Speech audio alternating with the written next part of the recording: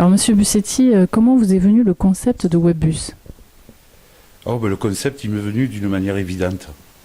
Aujourd'hui, quelle que soit l'information qui se passe, vous la trouvez sur tous les médias, dans n'importe quel pays du monde, et vous savez tout ce qui se passe sur la planète, et je m'étais vite aperçu que je ne connaissais pas ce qui se passait dans mon quartier.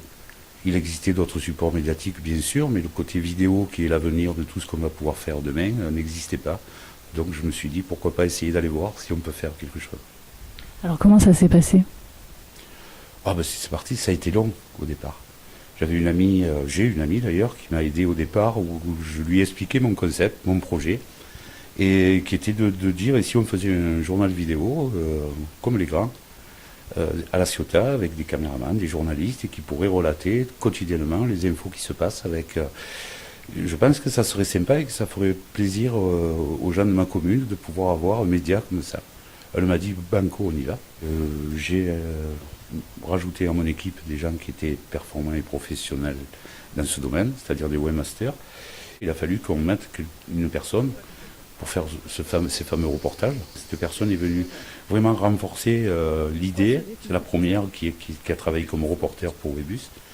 Et elle est venue renforcer l'idée qu'on avait vraiment besoin de journalistes locaux. On a déjà ouvert, on s'est déjà projeté après La Ciotat sur Aubagne, où je viens de créer Aubagne, où là aussi j'ai fait appel à des personnes qui sont venues renforcer notre équipe au niveau des reportages.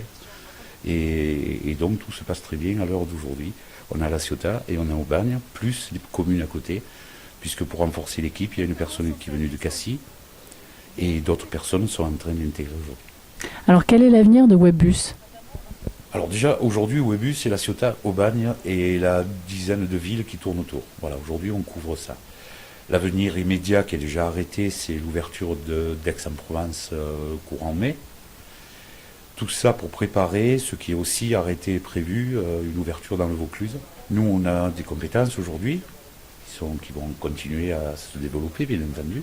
On a un matériel de qualité et on a des certitudes, c'est qu'avec la formation qu'on va assurer en interne, on va créer beaucoup de vocations. Et c'est un peu le but aussi de pouvoir donner la possibilité à... Comme on a inventé Webbus, on invente les boulots qui vont avec.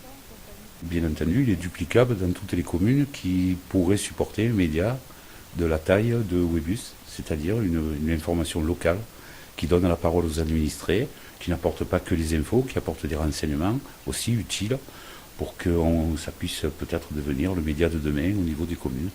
On a beaucoup d'ambition, on est une équipe motivée et on travaille tous à ça. Alors, l'avenir, c'est, si possible, chaque fois qu'on pourra s'implanter au Webbus en France, on essayera de pouvoir en mettre un. Merci beaucoup, Monsieur Bussetti.